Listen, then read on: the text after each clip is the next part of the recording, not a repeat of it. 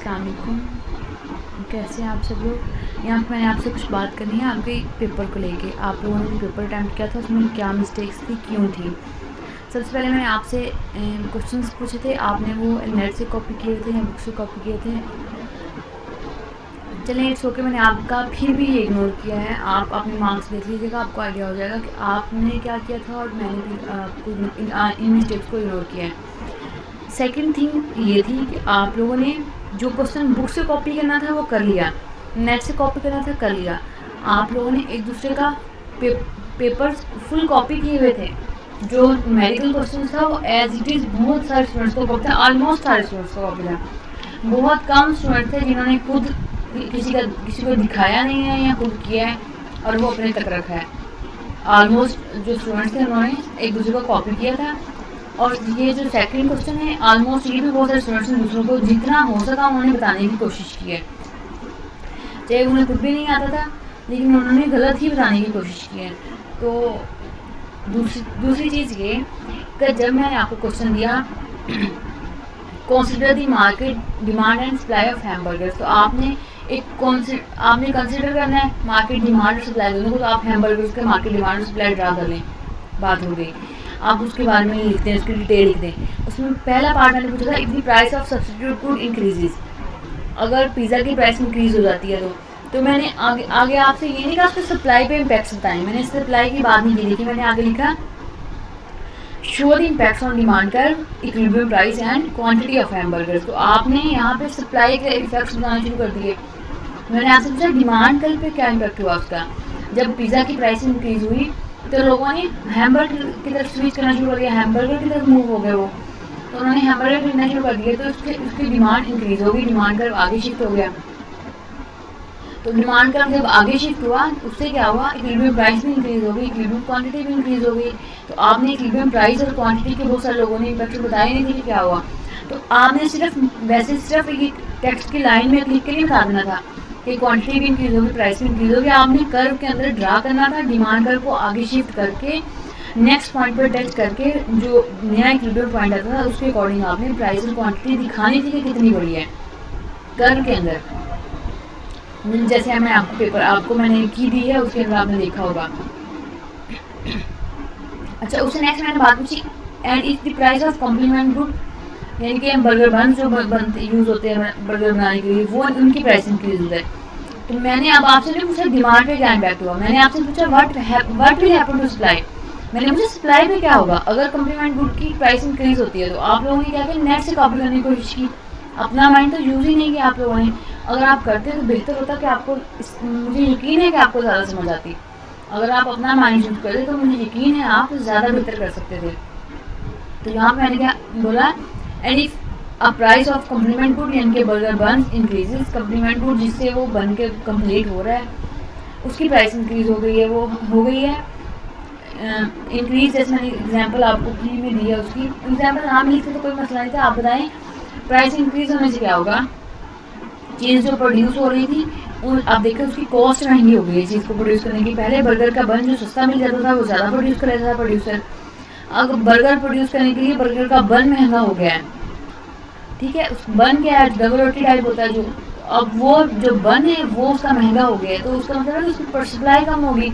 अब देखें एक पर्सन के पास पैसे है, वो बर्गर ज़्यादा बंस खरीदता है, ज़्यादा बर्गर बनाता है।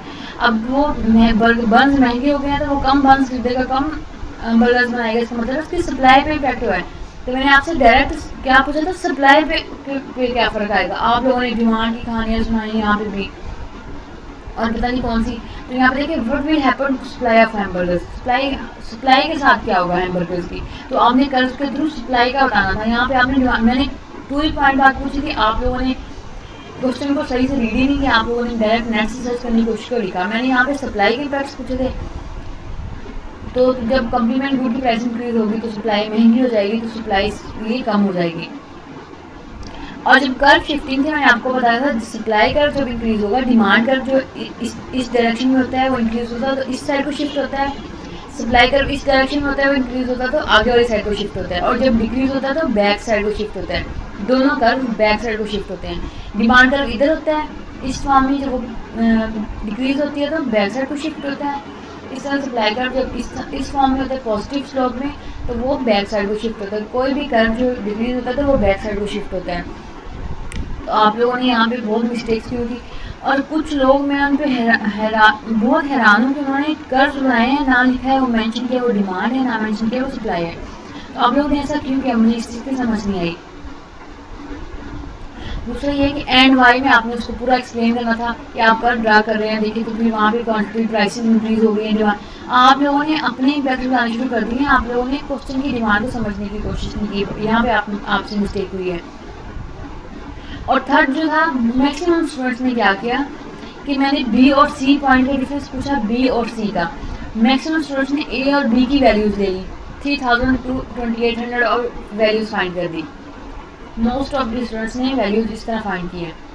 अच्छा, कुछ लोगों ने जो लास्ट पॉइंट था G2H, उसमें उसकी वैल्यूज में गलत निकाला है और उसको 1 से लेस कर दिया है, और कुछ स्टूडेंट्स ने उसको 1 से ग्रेटर निकाल दिया है, 1.33 निकाल दिया है, उसको -1.33 निकाल के उसको लेस देन 1 बोल दिया है और फिर इनइलास्टिक बोल दिया है। तो एक बात याद रखें, इनइलास्टिक वो है जिसमें लचक नहीं है। मैंने आपको लचक इसका उर्दू में बताया था आपको कि इनइलास्टिक वो है जिसमें इलास्टिक यानी कि लचक है, इनइलास्टिक जिसमें लचक नहीं है। तो जब पॉइंट 0 से कुछ भी ऊपर होगा तो मतलब कुछ ना कुछ लचक है। चलिए आपने इनइलास्टिक बोल दिया, ठीक है, इनइलास्टिक भी हो सकता था, लेकिन लेस इलास्टिक ज़्यादा बेहतर था, क्योंकि देखिए कुछ ना कुछ लचक तो है उसके अंदर। वो पॉइंट जहाँ पे -0.75 वैल्यू आती है, D2E पॉइंट की -0.75 वैल्यू आती है, तो वहाँ पे देखिए 1 के नज़दीक तो पहुँच गया, इसका मतलब कुछ ना कुछ लचक तो उसके अंदर भी है, कुछ ना कुछ चेंज तो वो भी कर रहा है। अगर वो 0 होता, पॉइंट 0.000 वैल्यू है, इसका मतलब उसमें कोई चेंज ही नहीं आता, फिर वो एग्जैक्टली इनइलास्टिक होता। फिर आप लोग जब वैल्यू निकाल रहे हो -0.75, -0.83, तो मुझे समझ नहीं है, आप इतनी बड़ी वैल्यू निकाल रहे हो, -0.83 कोई वैल्यू नहीं है आपके नज़दीक, 1 से थोड़ा सा गैप रह जाता है उसका, आप 1 वाली को इलास्टिक बोल रहे हो, और 1 से थोड़ा सा अगर वैल्यू कम है तो आप उसको हाईली इनइलास्टिक बोल रहे हो। अब मुझे ये बताएं कि वो हाईली इनइलास्टिक कैसे होगा, जब वो 0 होगा एग्जैक्टली तो वो हाईली इनइलास्टिक है, उसमें लचक बिल्कुल नहीं है। हाईली इनइलास्टिक का मतलब उसमें लचक 0 है, हाईली का मतलब है हाई पावर नहीं है, बिल्कुल 0%, उसमें लचक है ही नहीं, 0 है। तो वो सूरत में हाईली आता था वर्ड जहाँ पे 0.00 वैल्यू आ जाती। तो आप लोगों ने बहुत सारे स्टूडेंट ने हाईली इनइलास्टिक लिखा हुआ था, हाईली की वजह समझ नहीं है वो क्यों लिखा है आपने। नेक्स्ट टाइम आपने ये करना है कि आपको जितने भी टेबल्स, जितने भी ग्राफ्स मिले, आपने उनकी प्रैक्टिस करनी है, जितनी भी असाइनमेंट्स मिले, जितना भी काम मिले, आपने उनकी प्रैक्टिस करनी है। मैंने आपका यही ऑब्जर्व किया कि आप लोगों ने प्रैक्टिस नहीं की थी, आप लोगों ने एंड टाइम पे आप लोगों ने जाके नेट से कॉपी चीज़ें की हैं या फिर बुक खोल के वहाँ से कुछ चीज़ें लिख दी हैं, लेकिन आप लोगों ने खुद से करने की कोशिश नहीं की। तो नेक्स्ट टाइम ऐसा नहीं होना चाहिए, मैं आपको अभी वार्न कर रही हूँ, नेक्स्ट टाइम ऐसा नहीं होना चाहिए अगर आप लोगों ने बेहतर मार्क्स लेने हैं तो। और सबसे लास्ट थिंग जो मैंने आपको बतानी है वो ये है कि अब जो मार्क्स दिए हैं आप ये ना सोचिएगा कि हमें मार्क्स में इतने मिल गए हैं और नेक्स्ट जो है हमें वो इतने ज़्यादा और मिल जाएंगे, जितने अब लेट्स सपोज एक पर्सन को 20 मिले हैं तो वो सोचे मुझे 20 नेक्स्ट में इतने ऑलमोस्ट 75% तो मुझे नेक्स्ट में मिल जाएंगे। ऐसा मुमकिन नहीं है। मैंने अब जो दिए हैं वो लीनियर मार्किंग करके दिए हैं। अगर आप लोगों ने अपनी सूरत हाल नहीं सुधारी, अगर आप लोगों ने प्रैक्टिस नहीं की, मैंने देखा कि आप लोगों ने कॉपी किया है या आप लोगों ने चीज़ों को समझने की कोशिश नहीं की, नेट से कॉपी किया है या आप लोगों ने एक दूसरे का कॉपी किया है, तो फिर उस सूरत में क्या होगा कि मैं आपको मार्क्स कम दूँगी। ये मैं अभी बता रही हूँ कि अब जो मैंने आपको मार्क्स दिए हैं वो बहुत ज़्यादा लीनियर थे, बहुत ज़्यादा, जितनी मेरी लिमिट हो सकती थी मैंने उतनी लीनियर मार्किंग की आपकी। लेकिन नेक्स्ट टाइम ऐसा नहीं होगा। आपने क्वेश्चन देखना है, समझना है, अपने वर्ड्स में लिखना है। आपको लगता है कि क्वेश्चन का आंसर सबका सेम होना चाहिए? नहीं, ऐसा हरगिज़ नहीं होता। एक पर्सन का आंसर दूसरे पर्सन से हर हाल में मुख्तलिफ होता है, चाहे वो न्यूमेरिकल क्वेश्चन ही क्यों ना हो, क्योंकि उसकी प्रेजेंटेशन का मेथड डिफरेंट होता है। हर पर्सन की प्रेजेंटेशन का मेथड डिफरेंट होता है। एक पर्सन है वो फार्मूला को किस तरह लगाता है, एक पर्सन किस तरह लगाता है। तो इस तरह पता चल जाता है कि आप लोगों ने कॉपी किया है, आप लोगों ने खुद से अपना नहीं किया। और roll number 3 and roll number 4 evening, ये मैं आप लोगों को बता दूं कि आप लोगों का पेपर मैंने कैंसिल नहीं किया, ये आप शुक्र करें, roll number 3 and roll number 4। Otherwise मेरा दिल था कि मैं आप लोगों की कंप्लेन कर दूँ डिपार्टमेंट को और आप लोगों का दोनों का पेपर चेक ही ना करूँ। आप दोनों लोगों ने एक दूसरे का एज लोग अपनी क्वेश्चन खुद करें, दूसरों को दिखाएं कि वो कॉपी करें आपके क्वेश्चन। मैंने अब देखा है कि बहुत सारे स्टूडेंट्स ने क्वेश्चन कर लिए होंगे, फिर उन्होंने दूसरों को सेंड किए होंगे, तो उन्होंने कॉपी पेस्ट करके लिखा है। तो नेक्स्ट टाइम ये सूरत मुझे देखने को नहीं मिले, अदरवाइज़ मैं वाकई से ही बता रही हूँ आपको कि मैं आपका वो क्वेश्चन ही चेक नहीं करूँगी। तो अब मैंने कुछ स्टूडेंट्स के कॉपी मार्क किया था, लेकिन जब मैंने देखा कि ये ट्रेंड है आप लोगों का, या आप लोगों ने ऑलमोस्ट सारे स्टूडेंट्स ने यही काम किया, मैंने फिर इग्नोर कर दिया। लेकिन रोल नंबर 3 और 4 इवनिंग में पूरा का पूरा पेपर कॉपी किया था। नेक्स्ट टाइम कोई भी स्टूडेंट ऐसा नहीं करेगा, कोई किसी को कॉपी नहीं करेगा, सारे स्टूडेंट अपना अपना पेपर करेंगे, अदरवाइज़ फिर वो खुद जिम्मेदार होंगे। मैं आपको बता रही हूँ कि मैं फिर पेपर जो है आपका वो चेक नहीं करूँगी, मैं डिपार्टमेंट को क्लेम कर दूँगी कि इन स्टूडेंट्स का जो पेपर है वो कॉपी है। और अपने लफ्ज़ों में लिखने की कोशिश किया करें। मैं अप्रिशिएट करती हूँ लोगों को जो उन्होंने अपने लफ्ज़ों में लिखने की कोशिश की है। और मैंने आप खुद भी देख लेंगे अपने मार्क्स से भी, जिन लोगों ने खुद लिखने की कोशिश की है, जिन लोगों को उनका जो है मैंने रिजल्ट कैसा दिया है। तो आप लोग जब बुक से एज इट इज़ कॉपी करेंगे तो वो मुझे अच्छा नहीं लगेगा।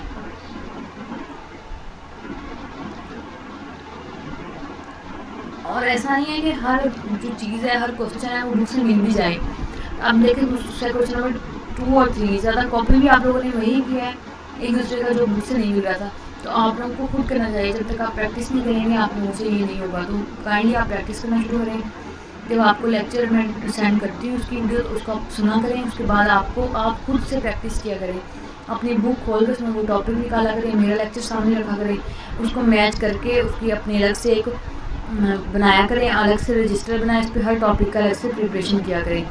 सारे टेबल्स को बना के चेक किया करें, सारे ग्राफ्स को बना के चेक किया करें, वैल्यूज ड्रा करके चेक किया करें। काइंडली आप प्रैक्टिस करें, अदरवाइज़ फिर आपके जो मार्क्स हैं वो फाइनल में आपको कोई गारंटी नहीं देती। मैं आपको बता रही हूँ, अभी जो मैंने आपको मार्क्स दिए वो बहुत लीनियर थे। इतने लीनियर मार्क्स मैं फाइनल में नहीं दूँगी। ये मैंने अब आपको इसलिए लीनियर दिए कि आपकी फ़र्स्ट अटैम्प्ट थी ऑनलाइन की, मैंने आपको पेपर भी इसी दिया और मैंने आपको मार्किंग भी बहुत लीनियर की है।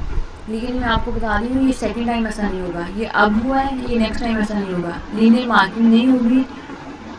मैं अभी बता रही हूँ पेपर आपका जो उसकी मार्किंग स्ट्रिक्ट होगी। अब जो आपको मार्क्स मिले ना उसमें 3-4 नंबर, 4-5 नंबर तो एक्स्ट्रा हैं, और जो कॉपी के हैं उनको इग्नोर करने के अलावा ऑलमोस्ट। तो नेक्स्ट टाइम ऐसा नहीं होना चाहिए। नेक्स्ट टाइम मैंने लीनियर मार्किंग नहीं करनी, मैं बता रही हूँ। जिनकी सप्ली लग रही है जिस चीज़ से कोई इशू नहीं होगा। अगर आप लोग नहीं पढ़ेंगे तो सप्ली ले लेंगे। मैं तो उन्हीं बच्चों को मार्क्स दूँगी जो पढ़ेंगे और लिखेंगे। जो कॉपी करेंगे या फिर पढ़ने की कोशिश नहीं करेंगे, चीज़ों को प्रैक्टिस नहीं करेंगे, उनको मार्क्स ऑफ कोर्स नहीं मिलेंगे। नेक्स्ट टाइम काइंडली मुझे मायूस मत कीजिएगा। आप लोग अब साथ ही साथ तैयारी किया करें। अल्लाह हाफिज़।